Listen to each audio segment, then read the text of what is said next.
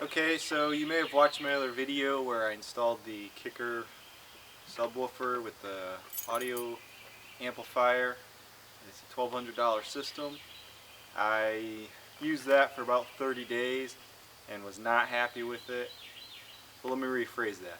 I was happy with it. It was a good sounding system, but it wasn't worth $1,200 to me.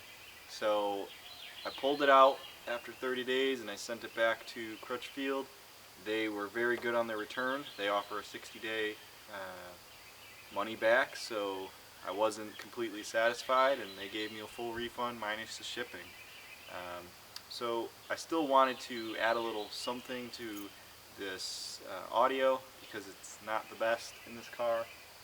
I did not get the Pioneer system, so I can't speak to that. It's just a basic stock system. And so what I did is I replaced all the door speakers, and then I added my own subwoofer, which I'm going to take you through now.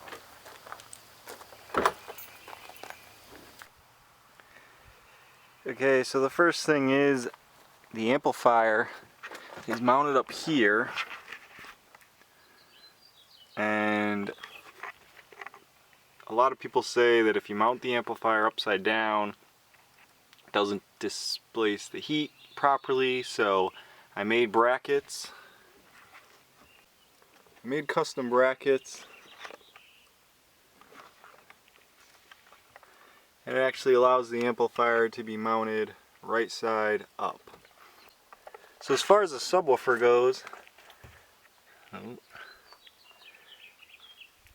I made my own custom fiberglass box. So you can see when it's carpeted, it looks really good.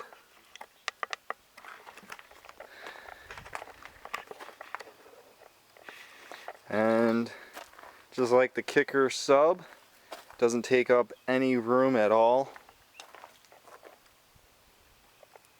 With the sun, it's really hard to see, but it's there.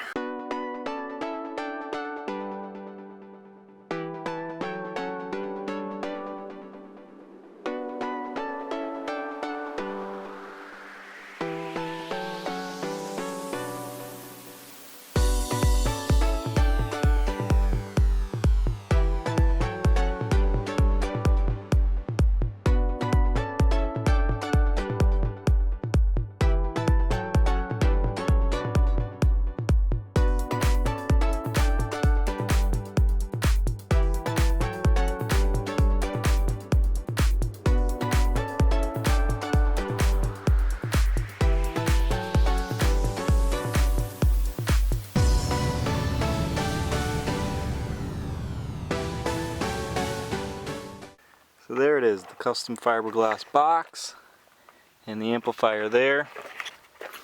Still tuning the amplifier, but and so this is the bone stock system.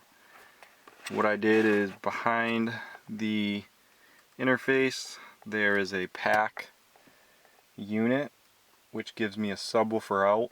It's a very tight fit.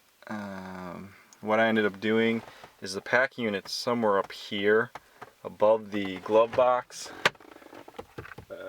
I don't have a light in my glove box, so it didn't affect that. But it's kind of tucked up into here, and then the wires come down, and I actually have a control knob here. So that'll actually allow me to control the RCA signal out. So it feeds into that, and then it feeds out to the subwoofer. So I do have the MyLink system,